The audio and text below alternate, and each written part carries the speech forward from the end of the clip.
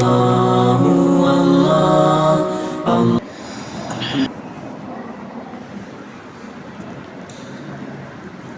الحمد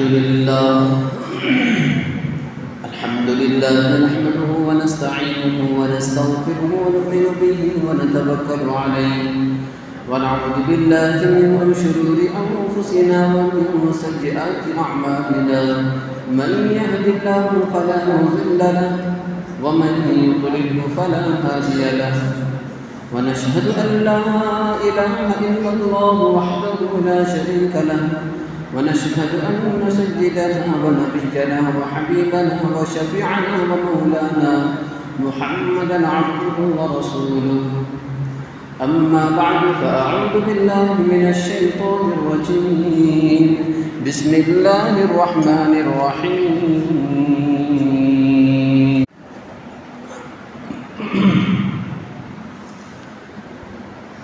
إن الذين قالوا ربنا الله ثم استقاموا تتنزل عليهم الملائكة ألا تخافوا ولا تحزنوا وأبشروا بالجنة التي كنتم توعدون وقال الله تبارك وتعالى في موضع آخر يا أيها الناس إنا خلقناكم من ذكر وأنثى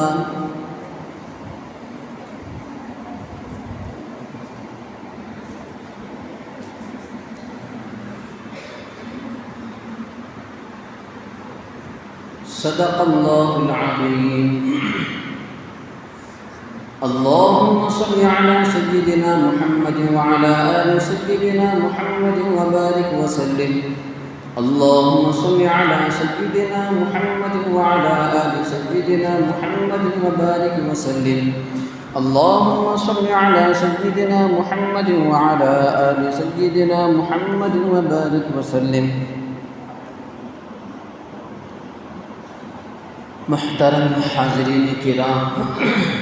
بزرگان دین، نوجوانان اسلام، عزیز طلبہ اور پردہ نشین خواتین، امت کی مائیں، بہنیں اور بیٹیاں،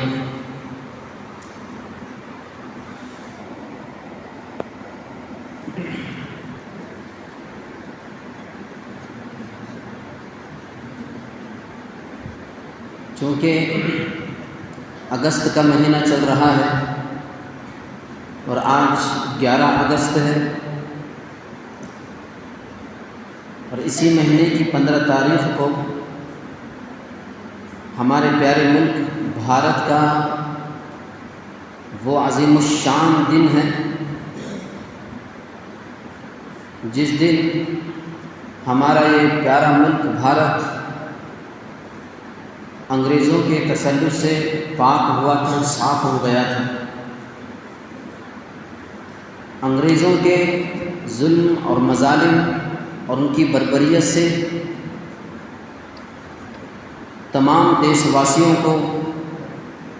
چھٹکارا ملا تھا، آزادی مل چکی تھی۔ مکمل طور پر یہاں کے ہر رہنے والے باشندے کو اپنی شناخت، اپنی مذہبی شناخت کے ساتھ جینے کا موقع مل چکا تھا کہ وہی 15 اگست کا دن ہے جس کو یوم آزادی کے نام پر پورے ملک میں اس دن ترنگا لہرایا جاتا ہے، جشن منایا جاتا ہے، خوشیاں منائی جاتی ہے، مٹھائی تقسیم ہوتی ہیں، ایک دوسرے کو مبارکبادی دی جاتی ہے۔ اور اس دن یوم آزادی کے موقع پر اس آزادی کو حاصل کرنے کے لیے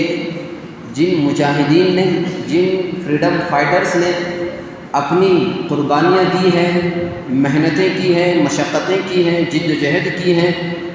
تن من دھن کی بازی لگائی ہے، اس ملک کو اپنے جان سے زیادہ ضروری سمجھ کر اپنا خون بہایا، اپنی مال کو لٹایا، اپنی ہر چیز کو قربان کر دیا۔ ان تمام مجاہدین کی قربانیوں کو، ان کی شہادتوں کو، ان کے جذبات کو، ان کی محنتوں کو یاد کیا جاتا ہے، ان کو سراہا جاتا ہے۔ آج اس جمعہ کے موقع پر جنگ آزادی کے تعلق سے، یوم آزادی کے تعلق سے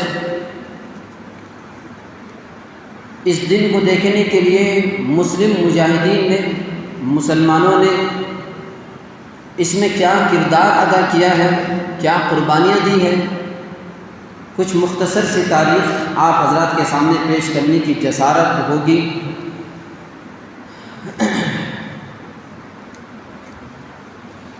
محترم حاضرین،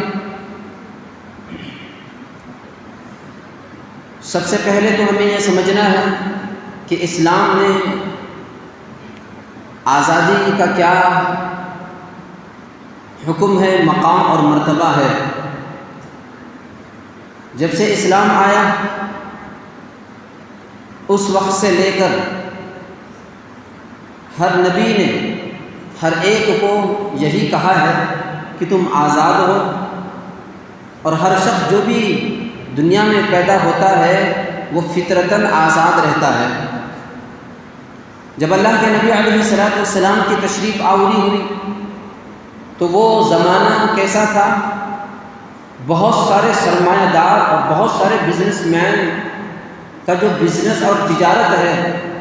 ان کا انہی غلاموں کے خرید و فروخت پر ان کا بہت بڑا ملٹی نیشنل تجارت اور بزنس چلتا تھا۔ لوگوں کو انسانوں کی خرید و فروخت ہوا کرتی تھی، بازاروں میں لوگ بیچے جاتے تھے، غلام بیچے جاتے تھے۔ حضور آئے، انہی میں سے حضرت بلال رضی اللہ عنہ ہیں جو امیہ کے غلام تھے۔ اللہ کے نبی علیہ السلام نے رقم ادا کر کے ان کو آزاد کیا، اور پھر پوری عالم کو، پوری رہتی دنیا تک کے تمام انسانوں کو یہ پیغام، یہ میسج دیا جو بخاری شریف کی روایت ہے۔ اللہ کے نبی علیہ السلام نے حضرت عائشہ سے فرمایا،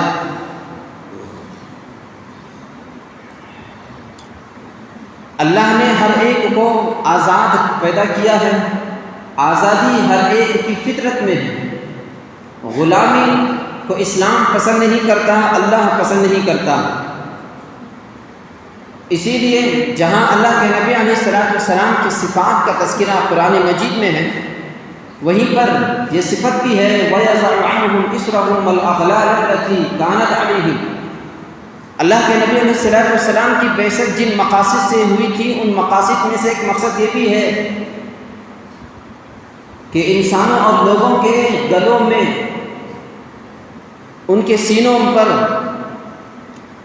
ان کے بدنوں پر غلامی کا طوق جو چڑھا ہوا ہے، وہ غلامی کا طوق ہٹا کر ان کو آزاد کرنے کے لیے اللہ کے نبی علیہ السلام کو مبعوث کیا گیا۔ وَيَضَعُ عَنْهُمْ إِصْرَهُمْ وَالْأَغْلَالَ الَّتِي كَانَتْ عَلَيْهِمْ، جو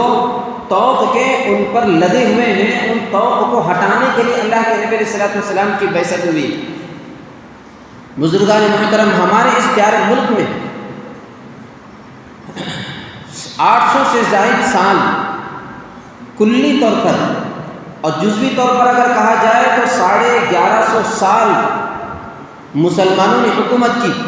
کلی طور پر 800 سے زائد اور 1100 سال سے زائد جزوی طور پر حکومت مسلمانوں کی ہوئی ہے۔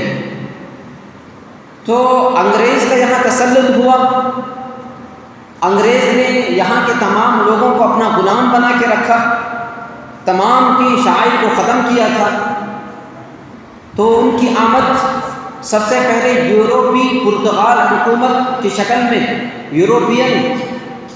ہندوستان میں داخل ہوئے تھے۔ پھر وہاں ان کی آنے کی وجہ سے جو چھوٹے چھوٹے راجہ مہاراجہ ہیں، ان کی طاقت کمزور پڑی۔ یہ 1600 میں آئے تھے، اور پھر اس کے بعد 1700 کے اندر کلکتہ میں سب سے پہلے ایسٹ انڈیا کمپنی کے نام پر انگریزوں نے ایک کمپنی کی بنیاد ڈالی۔ مغل حکومت کی اجازت سے اور پھر دھیرے دھیرے انہوں نے اپنے پری پلان کے ساتھ، ترکیب کے ساتھ انہوں نے کام کیا، منصوبہ بندی کر کے، اور یہاں کی جڑوں کو کمزور کرنے کی کوششیں کی۔ کمزور ہوتے ہوتے یہاں تک جب بات پہنچی، جو مسلمان وہ بادشاہ جو اپنے بل بوتے پر حکومتیں کرتے تھے، سلطنت کرتے تھے، سب سے پہلے انگریزوں کے خلاف جو جنگ کی وہ کوئی راجا اور مہاراجا نہیں تھا۔ انگریزوں کو بھگانے کے لیے، شکست دینے کے لیے سب سے پہلے عالم بغاوت بلند کیا راجاؤں میں، بادشاہوں میں، وہ مسلمان حکمران علی وردی خان، سراج الدولہ کے نانا علی وردی خان نے 1753 میں بنگال کے اندر پلاسکی کی جنگ انہوں نے چھیڑی، اور وہ جنگ ہوئی جس میں اپنوں کی غداری کی وجہ سے ان کو شکست کا سامنا کرنا پڑا۔ اور پھر اس کے بعد جب وہ اور مضبوط ہو گئے ایسٹ انڈیا کمپنی کے نام پر،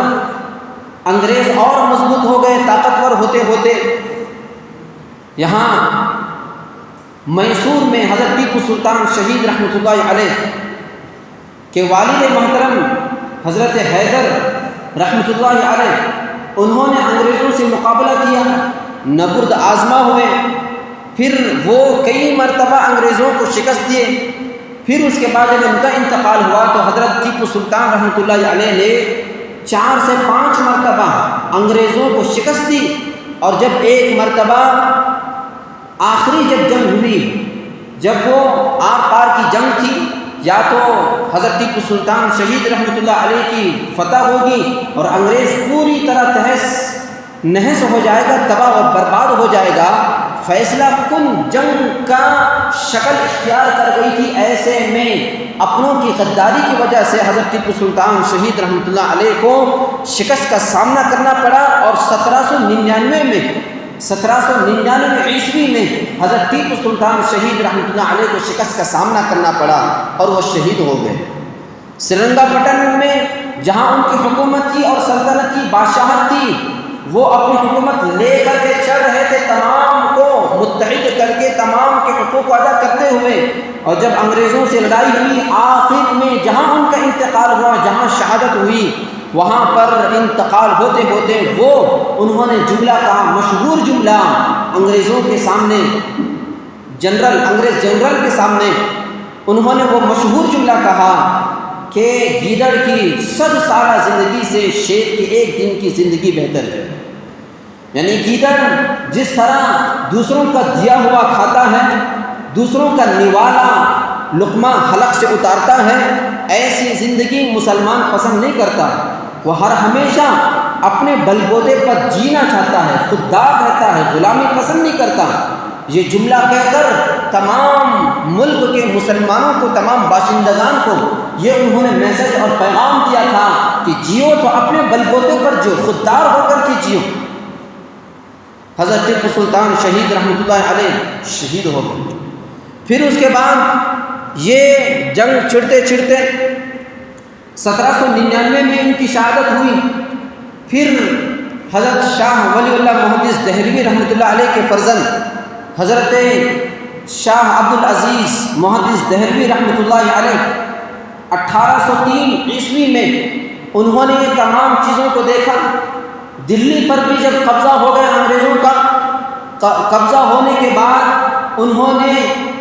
پوری تحقیق، ریسرچ کر کے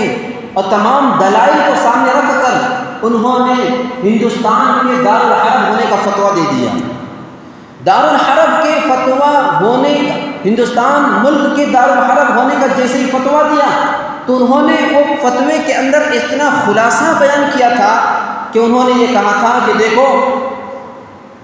یہ الگ بات ہے کہ انگریز حکومت تمہیں نماز پڑھنے دے گا، کیونکہ نماز پڑھنے کی اس وقت اجازت تھی، نماز پڑھنے دے گا، تمہیں روزے رکھنے دے گا، تمہیں زکوٰۃ ادا کرنے دے گا، حج کرنے دے گا، یہ تمام کی تمام چیزیں ہیں، فرائض تم پوری آزادی کے ساتھ میں ادا کر سکتے ہو۔ میں فتوے کا خلاصہ بیان کر رہا ہوں، بہت اہم، غور کے ساتھ میں سنیے۔ فتوے کا خلاصہ یہ تھا، تمام فرائض تم ادا کر سکتے تھے، لیکن مسلم پرسنل لا کی جو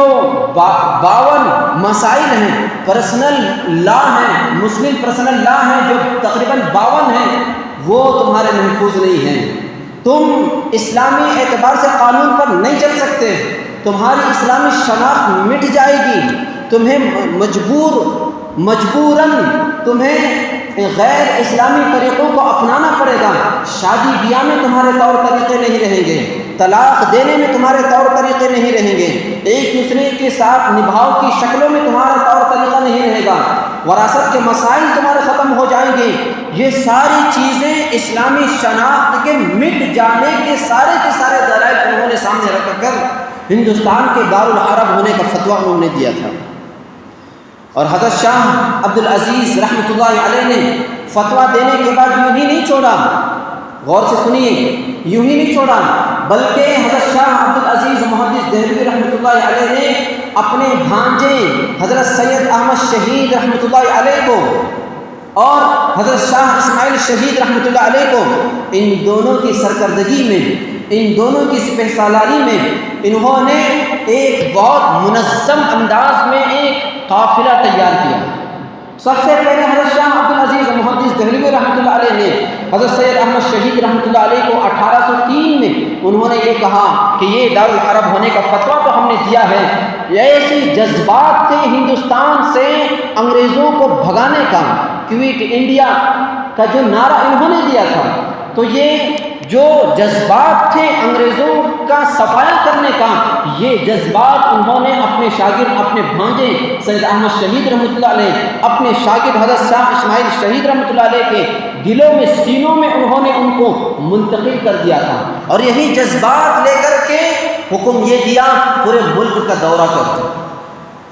پورے ملک کا دورہ کرو۔ حضرت سید احمد شہید رحمۃ اللہ علیہ اس وقت جب ملک کا دورہ کر رہے ہیں، بمشکل 3 یا 4 آدمی تھے۔ یہ کب سے شروع ہوا؟ انگریزوں کے خلاف منصوبہ بندی 3 یا 4 آدمی مل کر شروع کیے، جس میں حضرت سید احمد شہید، حضرت شاہ اسماعیل شہید رحمۃ اللہ علیہ اور انہی کے خاندان کے کچھ لوگ تھے، تو وہ انہوں نے شروع کیا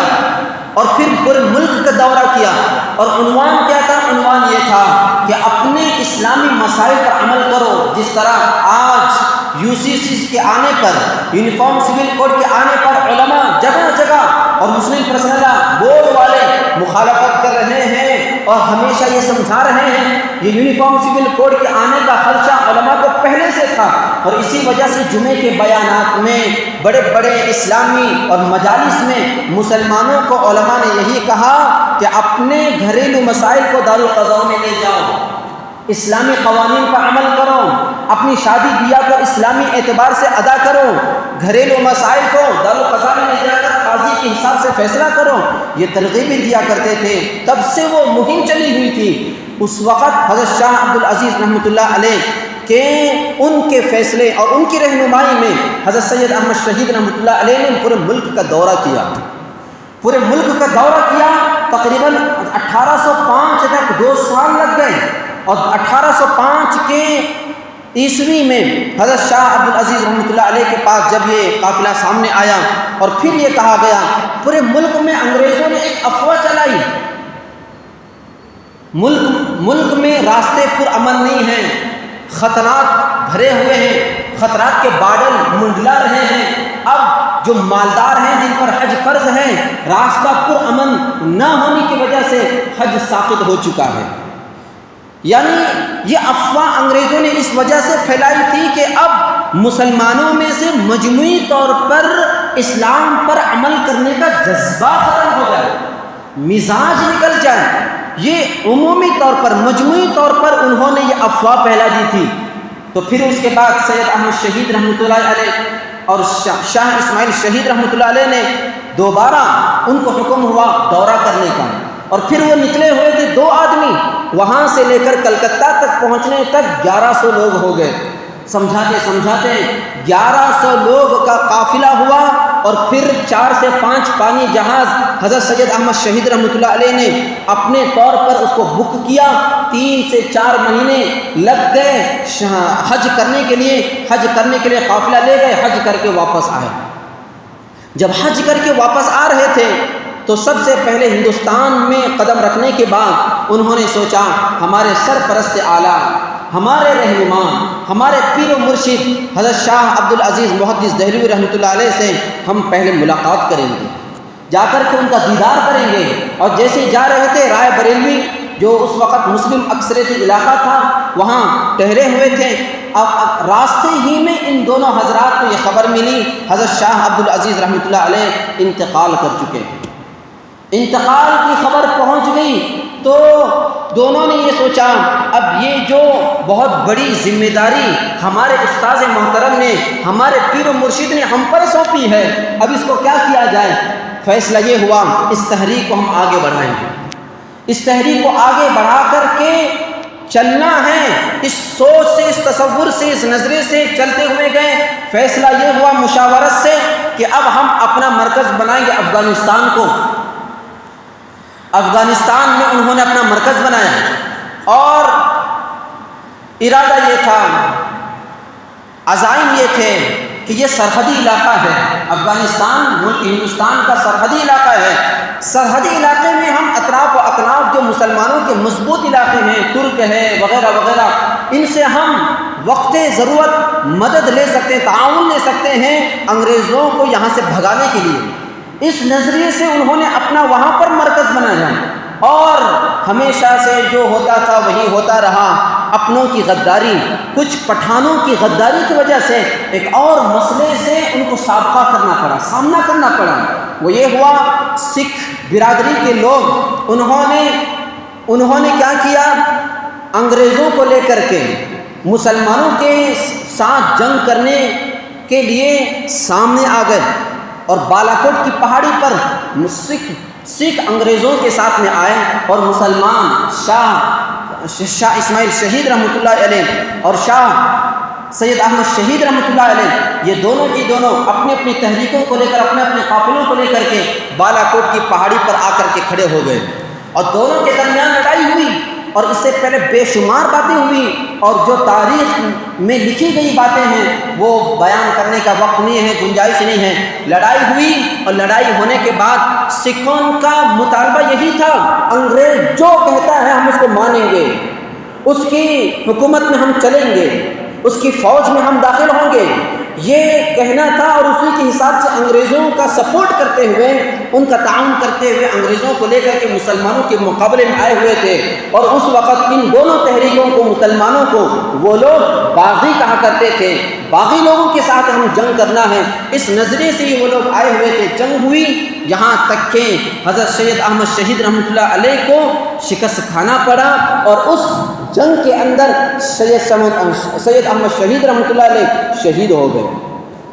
شاہ اسماعیل شہید رحمۃ اللہ علیہ اس جنگ میں شہید ہو گئے۔ یہ دونوں کے دونوں حضرات شہید ہو گئے اور پھر یہ تحریک ماند پڑ گئی۔ پھر اس کے بعد تقریباً 1825 میں ہوا بالاکوٹ کی جو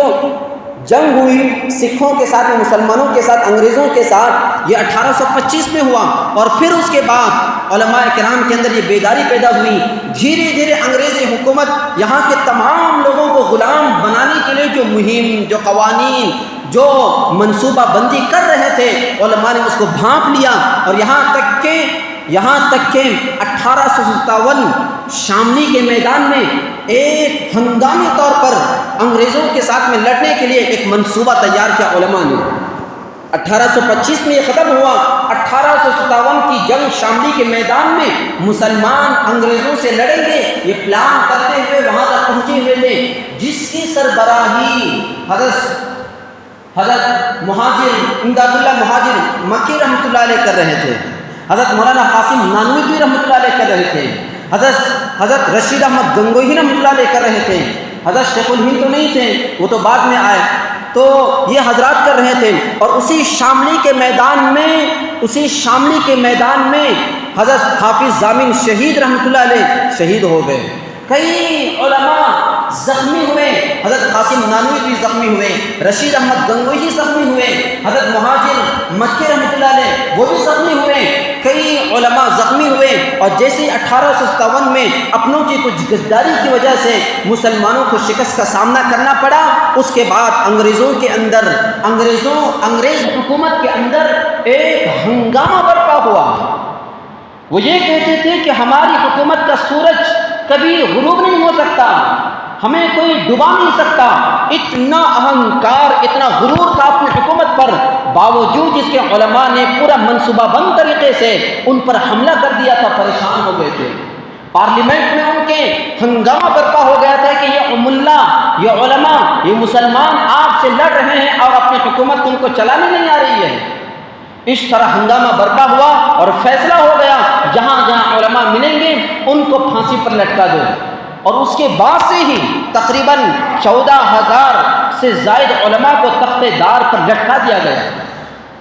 کئی مورخ، انگریز مورخ اپنی اپنی کتابوں کے اندر لکھتے ہیں، ٹامسن یہ بہت بڑا مورخ ہے، وہ بھی لکھتا ہے کہ دلی سے لے کر چاندنی چوک تک جتنے بھی درخت ہیں ان تمام درختوں پر ایسا کوئی درخت نہیں تھا جس درخت پر کسی عالم کی لاش لٹکی ہوئی نہ ہو۔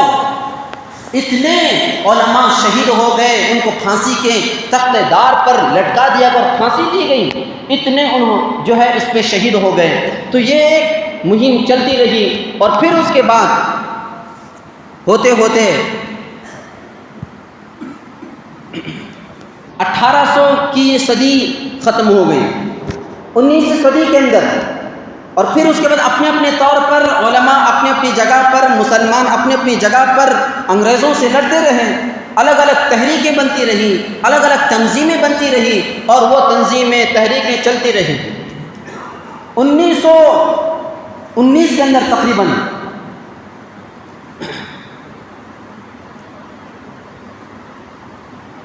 تقریباً اس وقت حضرت شیخ الہند رحمۃ اللہ علیہ نے ایک بنیاد ڈالی، تحریک ریشمی رومال نام کی۔ اور یہ تحریک ریشمی رومال جب حضرت شیخ الہند رحمۃ اللہ علیہ نے، محمود الحسن دیوبندی رحمۃ اللہ علیہ حضرت شیخ الہند کے نام سے جو مشہور ہیں، انہوں نے بنیاد ڈالی۔ اور بنیاد ڈالنے کے بعد کیا ہوا؟ یہ تحریک ریشمی رومال کیا ہے؟ اس ریشمی رومال میں ہندوستان کا نقشہ تھا اور اس میں بیل بوٹے تھے۔ یہ بیل بوٹے جو نقش و نگار تھا، یہ ایک زبان تھی، یہ کوئی خوبصورت چیز نہیں تھی۔ یہ تحریک سے جڑے ہوئے، تنظیم سے جڑے ہوئے وہی لوگ جانتے تھے کہ اس میں کیا پیغام ہے۔ ایک جگہ سے لے کر دوسرے جگہ جب یہ ریشمی رومال پہنچایا جاتا تھا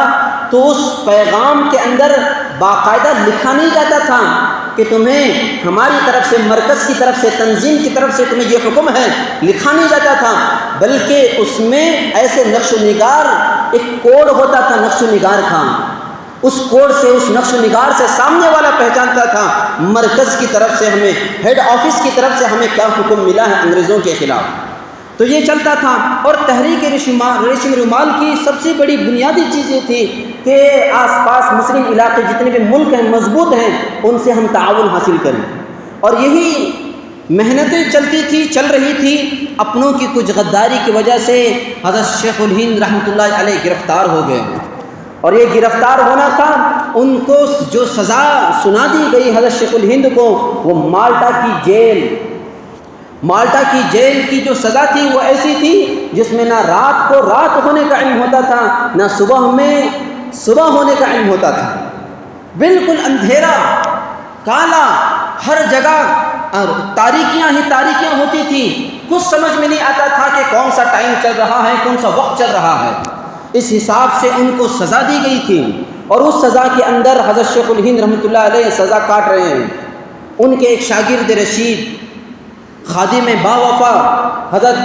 شیخ الاسلام حسین احمد مدنی رحمۃ اللہ علیہ کو پتہ چلا کہ میرا شیخ سزا کاٹ رہا ہے، ان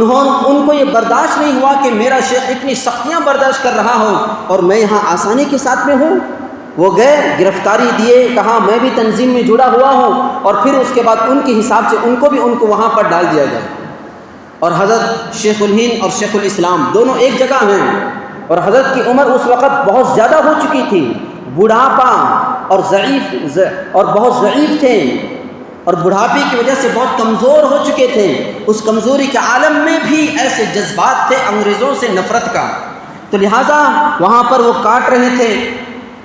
تو کھانا بھی جب دیا جاتا تھا اس روم کے اندر تو صرف تھوڑا سا دروازہ کھول کر اندر کھانا دیا جاتا تھا، ایسے کہ جیسے کتے اور بلی کو دیا جاتا ہے۔ حضرت 2 لقمے اٹھاتے تھے، کھاتے تھے اور وہیں جذبات فکریں کیا کرتے تھے، یہاں تک کہ 2 سال تک ایسی سزا کاٹنے کے بعد حضرت شیخ الہند رحمۃ اللہ علیہ کو ایک اور جگہ لایا گیا، مالٹا ہی کے اندر، وہیں پر لایا گیا، اور اس کمرے کے اندر کچھ روشنی تو تھی، لیکن جب ایسی سختیوں کے باوجود ان کو کچھ نہیں ہو رہا ہے، انگریز نے دیکھا ان کے جذبات میں ذرہ برابر بھی کچھ کمزوری نہیں آتی، ان کے جذبات ویسے کی ویسے ہی ہیں، کیسے بھی دردناک اور خوفناک ان کو سزائیں دے دو لیکن یہ ٹس سے مس ہونے کو تیار نہیں ہے۔ انگریز نے کیا کیا، ایک کالا ناگ ان کے کمرے میں ڈال دیا۔ کالا ناگ گیا، کالا ناگ جیسے ہی کمرے میں ڈال دیے، کالا ناگ بیٹھ گیا۔ واقعات طیب نامی کتاب ہے، حضرت قاری طیب صاحب رحمۃ اللہ علیہ نے اس کتاب کے اندر اس واقعے کو تذکرہ کیا ہے۔ واقعات طیب نامی جا کر کے پڑھ لو کہ وہ ناگ جیسے اندر داخل ہوا تو ناگ داخل ہونے کے بعد حضرت صبح کے وقت میں، شام کے وقت میں جو اللہ کی ضربیں لگایا کرتے تھے، واقعات طیب میں حضرت نے لکھا ہے کہ جیسے ہی حضرت اللہ پر اپنی ضربیں لگایا کرتے تھے، خدا کی قسم وہ سانپ بھی ضربیں لگایا کرتا تھا، یہاں تک کہ اس کالے ناگ نے دیکھا حضرت کی اس عالم کو، حضرت کی اس فلسطینیت کو، اور دیکھ کر کے خود سے ہی وہ باہر چلا گیا۔ تو ایسی دردناک سزائیں حضرت شیخ الہند رحمۃ اللہ علیہ نے سزائیں کاٹی ہے۔ وہاں سے وہ سزا کاٹنے کے بعد باہر آئے، پھر اب چونکہ جرم ثابت نہیں ہوا تھا، صرف شک کی بنیاد پر یہ سزائیں دی جا رہی ہیں، جرم ثابت نہیں ہوا تھا، رہا ہو گئے، رہا ہو کر کے باہر آئے۔ اور جب ممبئی کے پانی بندرگاہ پر جب وہ پہنچے ہوئے تھے، اس وقت کئی لوگ، گاندھی جی ہے، سبھاش چندر بوس ہے، ان کے استقبال میں گئے ہوئے تھے، کیونکہ ان کو کچھ پتہ نہیں تھا، کیونکہ آزادی کی لہر، آزادی کی آنکھ جو بھڑکائے ہوئے تھے وہ ہندوؤں نے نہیں، وہ غیر مسلموں نے نہیں، بلکہ مسلمان 200 سال سے لڑ رہے تھے۔ اب جن کا نام لیا جاتا ہے وہ کچھ لوگوں کا نام لیا جاتا ہے، گاندھی جی کا نام، سبھاش چندر بوس کا نام، اور ڈاکٹر امبیڈکر کا نام، چاچا نہرو کا نام، انہوں نے بھی قربانی دی ہے، لیکن اصل قربانی مسلمانوں نے دی ہے۔ یا ایسا ہی ہوا، جنازہ لے کر کے نکل رہے ہیں، جنازہ گھر سے لے کر کے نکلے، گھر سے بہت سارے لوگ شامل تھے، درمیان میں جب گلی سے گزر رہے تھے، گلی میں سے چند لوگ جنازے میں شرکت ہو گئے، نام جنازے کو تدفین میں سب کچھ کفن دفن میں نام کس کا آیا، راستے میں جو شریک ہوئے تھے ان کا نام آ گیا، اور جو شروع سے اس میں شامل تھے ان کا نام ختم ہو گیا، یا ایسا ہی ہو گیا ہے۔ تو حضرت شیخ الہند رحمۃ اللہ علیہ کے استقبال میں یہ تمام کے تمام لوگ آئے تھے۔ تو یہ کچھ جھلکیاں ہیں۔ اسی طرح حضرت ابوالکلام آزاد رحمۃ اللہ علیہ، ان کے بارے میں بار بار جو ہے ایک نام ہمارے سامنے آ جاتا ہے۔ ان کا اصل نام محی الدین تھا۔ ان کو ابوالکلام کیوں کہتے ہیں؟ کیونکہ ان کی فصاحت اردو میں، ان کی بلاغت زبان میں اتنی شاندار تھی، اور بہت سارے زبانوں پر درک ان کو اتنا زیادہ تھا کہ لوگ ان کو کلاموں کا باپ کہتے تھے۔ یہ زبانوں کے باپ ہیں، ان کا پرچہ بھی نکلتا تھا، اسی لیے ان کو ابوالکلام آزاد کہتے ہیں، اور آج تک پوری دنیا ان کو ابوالکلام کے نام سے جانتی ہے۔ اصل نام ان کا محی الدین تھا۔ ان کو انگریزوں نے جو سزائیں دی تھی، احمد نگر، مہاراشٹر کے احمد نگر کے جیل میں یہ تھے، تو وہاں پر ان کی بیوی کی طرف سے ایک خط ان کو موصول ہوا۔ ان کی بیوی نے خط میں لکھا کہ میں بہت سخت بیمار ہوں، ہو سکتا ہے اس بیماری کی وجہ سے میری روح نکل جائے، میں مر جاؤں۔ تو خط پہنچا، آپ آ جائیں میری تیمارداری کے لیے، میں مرنے سے پہلے ایک مرتبہ آپ کا چہرہ دیکھنا چاہتی ہوں۔ حضرت احمد نگر کے اندر تھے جیل میں، انہوں نے جواب میں لکھا، کہا مجھے آپ کے پاس آنے کے لیے انگریز سے چھٹی لینی پڑے گی، مجھے انگریز سے چھٹی لینی پڑے گی، اور یہ انگریز جس نے میری شریعت کو تباہ کیا، میری شریعت کو برباد کیا، جس نے اسلامی قوانین کو نیست و نابود کر دیا، جس نے دین کو ختم کرنے کی سازشیں کی ہیں، ایسے ناپاک لوگوں سے میں چھٹی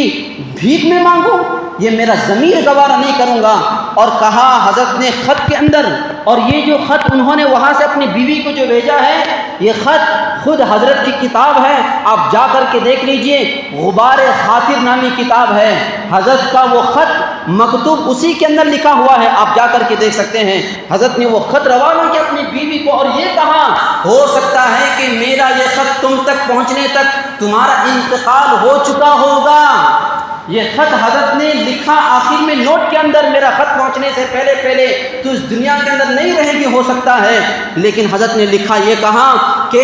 تو کہتی ہے کہ تو بیمار ہے، یہاں پر میرا پورا ملک بیمار ہے، میں کیسے جو ہے تیرے پاس ملک بیمار ہونے کے باوجود چھوڑ کر کے آ سکتا ہوں؟ اگر جان باقی رہے گی، اللہ کا اگر منشا ہوگا تو ہم قیامت میں ملیں گے، قیامت میں ملیں گے، لیکن میں کبھی انگریزوں کے سامنے جھک کر چھٹی تک نہیں مانگ سکتا۔ یہ جذبات تھے ان کے آزاد کرنے کے، ملک کو آزاد کرنے کے۔ اسی طرح پانی پت کی جیل میں حضرت ظفر احمد تھانے سری رحمۃ اللہ علیہ، یہ انگریز سے لڑنے کی وجہ سے اور 1857 کی غدر میں شامل ہونے کی وجہ سے ان کو جیل میں ڈال دیا گیا تھا غالباً۔ تو جیل میں جب ہیں، انگریز ان سے یہ کہتا تھا کہ صرف یہ کہہ دو ظفر، صرف ایک جملہ کہہ دو لوگوں کو کہ ہم جنگ آزادی میں انگریزوں سے لڑنے کی جنگ میں ہم شامل نہیں ہیں، تم کو ہم چھوڑ دیں گے، پانی پت کی جیل سے ہم تم کو رہا کر دیں گے۔ لیکن حضرت ظفر احمد تھانی رحمۃ اللہ علیہ صرف ایک جملہ کہتے تھے، انگریز تو یہ کہتا ہے اگر اس عالم میں، اس سختیوں میں، اس سزا میں اگر میری روح بھی نکل جائے تب بھی میں اللہ سے یہ امید کروں گا، اللہ مجھے دوبارہ روح دے دے، دوبارہ مجھے جان دے دے تو میں وہ جان کو بھی اس کام کے لیے قربان کر سکتا ہوں۔ یہ میرے جذبات ہیں، لیکن تمہارے سامنے کبھی نہیں جھکوں گا۔ یہ مجاہدین آزادی کے کچھ جھلکیاں تھیں۔ اسی طرح آپ جلیان والا باغ جانتے ہوں گے، جلیان والا باغ میں انگریز جنرل نے جو فائرنگ کی تھی، جس میں کئی لوگ مسلمان اور ہندو شہید ہو چکے تھے، وہاں پر جو احتجاج جو ہوا تھا وہ کس کی صدارت میں ہوا تھا؟ جلیان والا باغ کا نام تو سب لوگ کہتے ہیں، لیکن کسی کو حقیقت کا پتہ نہیں ہے۔ وہ جو صدارت ہوئی تھی وہ ڈاکٹر سیف الدین کچلی کے نام پر ہوئی تھی، اس کی صدارت حضرت ڈاکٹر سیف الدین کیا کر رہے تھے۔ اور جب معلوم تھا وہاں پر احتجاج ہو رہا ہے تو وہاں کا جو ایس پی تھا، جس کا نام تھا ایس پی خان احمد جان، مسلمان تھا، جنرل ڈائر نے ان کو بلایا اور کہا کہ دیکھو صبح میں تحریری شکل میں تم کو آرڈر دیتا ہوں، وہاں تمام احتجاجوں پر تمہیں شوٹ کرنا پڑے گا، ان کو گولیوں سے بھوننا پڑے گا۔ وہ ایس پی خان احمد جان نے کہا کہ جنرل میں تمہارا ایس پی ہوں، تمہاری خدمت میں جو ملازمت ضرور کرتا ہوں، لیکن اس سے پہلے میں نے محمد کا کلمہ پڑھا ہے، میں نے اسلام قبول کیا ہے، میں اسلام کو ماننے والا ہوں، اور میں جس مذہب کو مانتا ہوں، جس اسلام کو میں جانتا ہوں اور اس پر عمل کرتا ہوں، وہ میرا مذہب، وہ میرا دین، وہ میرا ضمیر اس بات کی اجازت نہیں دیتا کہ نہتوں پر گولی چلائے جائے، مظلوموں پر ظلم کیا جائے، مجھے اس کی اجازت نہیں دیتی۔ جنرل ڈائر نے اسی وقت یہ کہا تم کو اس کام کی وجہ سے میں ڈسمس کر سکتا ہوں۔ انہوں نے کہا میرا استعفیٰ نامہ ابھی حاضر ہے، مجھے استعفیٰ چاہیے، ایسی ملازمت میں نہیں کر سکتا، اور یہ کہہ کر ریزگنیشن دے کر کے وہ واپس اپنے لدھیانہ کو واپس آ گئے۔ 14 سال تک وہ اپنے گھر میں رہیں، مسلسل 14 سال تک انگریز ڈائر نے، کیونکہ بہت ماہر تھے، بہت ٹیلنٹڈ تھے اور ان کے اندر بہت ساری صلاحیتیں تھیں۔ 14 سال تک انگریز نے لالچ دی کہ دیکھو تم اس سے پہلے اس عہدے پر تھے، اگر تم پھر دوبارہ قبول کرو گے ہم پورے ڈسٹرکٹ کا اور بہت بڑا اس سے بھی بڑا منصب تم کو ہم دینے کے لیے تیار ہے، ایک مرتبہ تم آنے کے لیے تیار ہو جاؤ۔ لیکن انہوں نے مسلسل لگاتار اس کو انکار کر دیا، لیکن اپنوں سے کبھی غداری نہیں کی۔ یہ تھی، اور یہ کوئی معمولی بات نہیں ہے، اچھے اچھے لوگ پھسل جاتے ہیں وہ منصب پر آ کر، اچھے اچھے لوگوں کے پیر پھسل جاتے ہیں، لیکن مسلمانوں نے یہ قربانیاں دی ہے، لیکن یہ سب بھلایا جا رہا ہے۔ اس لیے بزرگان محترم یہ چیزیں ہمیں دیکھنا ہے۔ اور آخر میں ایک بات، چونکہ آج تاخیر ہو گئی ہے، آخر میں ایک بات یہ بھی ہے کہ ایسے وقت میں جب مسلمان مسلسل انگریزوں سے لڑ رہا تھا، تو جس وقت ہمارے 1857 کے بعد یہ بات محسوس ہوئی غالباً کہ مسلمان لڑ رہے ہیں، ہمیں اس وقت پورے ملک کو متحد کر کے انگریزوں کے خلاف لڑنا ہے، انگریزوں کے خلاف لڑنا ہے۔ اس سوچ سے محنتیں حضرت شیخ الہند نے کی تھی اور تمام مسلمان علماء نے کی تھی، اور ہندو مسلم سکھ عیسائی تمام کو متحد کر کے انگریزوں کے خلاف انہوں نے سازشیں کی، اور پھر اس کے بعد وہ کامیاب ہوئے اور اللہ تبارک و تعالیٰ نے کامیابی دی۔ اس وقت حضرت مولانا سجاد نعمانی صاحب دامت برکاتہم العالیہ نے جو ویڈیو جاری کیا ہے، اس میں انہوں نے بڑی ہی حکمت اور مصلحت کے ساتھ میں یہ بات کہی ہے۔ آپ دیکھ رہے ہیں پورے ملک میں کیا ظلم کا ننگا ناچ ہو رہا ہے، یہاں پر کسی کے مسلک کو دیکھ کر، کسی کے مشرب کو دیکھ کر کے گولی نہیں چلائی جا رہی۔ جو ٹرین میں جو گولی چلائی گئی وہ صرف مسلمان کو دیکھ کر، داڑھی کو دیکھ کر، حضرت نے وہ بھی جملے وہاں پر دہرائے ہیں، صرف داڑھی کو دیکھ کر کے، مسلمان کی حلیے کو دیکھ کر کے وہاں پر گولی چلائی گئی۔ یہ ظلم ہوا کہ نہیں ہوا؟ اور یہ ظلم ہو رہا ہے۔ ایسے ہی مظالم اس وقت بھی تقریباً ہوا کرتے تھے۔ تو حضرت کا یہ منشا یہ ہے کہ ہمیں اس وقت کام کیا کرنا ہے؟ کام ہمیں یہ کرنا ہے جس وقت اس وقت کے علماء نے کام کیا تھا کہ متحد ہو جاؤ۔ ایک تو ایک کہ مسلمان خود متحد ہو جائیں، اور دوسرا یہ ہے کہ دلتوں کو، شیڈول کاسٹ کے لوگوں کو، کیونکہ آگ کو بجھایا آگ سے نہیں جا سکتا، آگ پر آگ ڈالیں گے تو اور آگ بھڑکے گی، آگ پر آگ ڈالیں گے اور آگ بھڑکے گی۔ آگ کو ہمیشہ پانی سے بجھایا جا سکتا ہے۔ یہ نفرت کی آگ یہ ظالم لوگوں نے جو بھڑکایا ہے، اس کو صرف محبت کے پانی سے بجھایا جا سکتا ہے۔ اسی لیے جتنا وہ نفرت میں آگے بڑھ رہے ہیں، اتنا ہمیں یہ چاہیے کہ جن جن کی دوستیاں اور جن جن کے تعلقات غیر مسلموں سے ہیں، اس کو محبت کا پیغام دو۔ چاہے وہ سامنے والا نفرت کر رہا ہے، لیکن ہمیں اپنے اخلاق دکھانے پڑیں گے، اپنے کردار دکھانے پڑیں گے، اور یہیں سے یہ چیز یہیں سے یہ مہم چل سکتی ہے۔ اللہ سے دعا ہے اللہ تبارک و تعالی ہم تمام کو عمل کرنے کی توفیق عطا فرمائے۔ آمین۔ وآخر دعوانا ان الحمد للہ رب العالمین۔